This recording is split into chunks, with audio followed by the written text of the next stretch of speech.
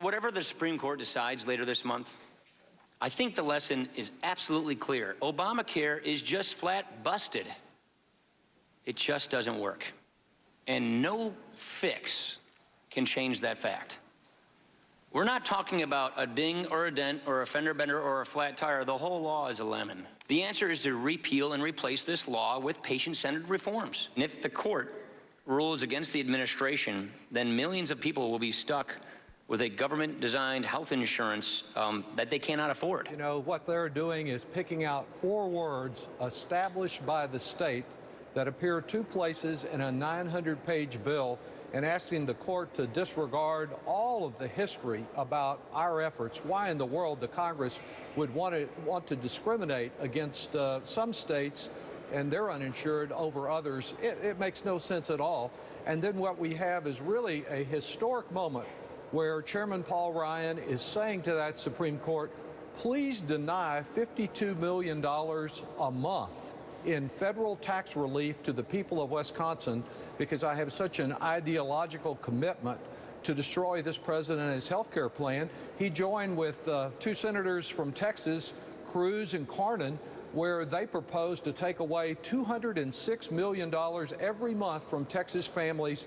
Over 800,000 Texans would lose that tax credit that they need in order to have health security. And to call it a lemon, my goodness, for some of these families, this is the first time they've ever had health security because of pre-existing conditions. Absolutely. Perhaps a child born with a disability, a family that has had cancer. They have some security now, and these Republicans are begging the Supreme Court to take that security away and deny their families tax relief. It's just so wrong. And then to have had almost 4 years and offer nothing but platitudes and attacks and 58 attempts to repeal this act, they don't have an alternative to Obamacare. And I think some of these Republican senators who are hopefully going to be displaced in this next election, some of those senators want to have their cake and eat it too. They'd like to keep Obamacare in effect through the 2016 election year so those families won't feel the immediate pain,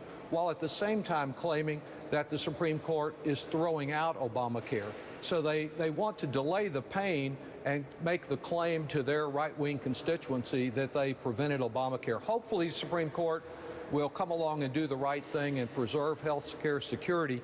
We need to be ready to act. I'll have a bill to file the day any bad decision comes down that would simply eliminate those 4 words and preserve protection for everyone. All we need to do is take out those 4 words. I don't think the court will rule against Obamacare, but if it does, simply removing 4 words in 2 places in a 900-page bill, that solves the problem. We don't need a lot of hearings or investigation. Just preserve this health care security that so many of these families across America are counting on.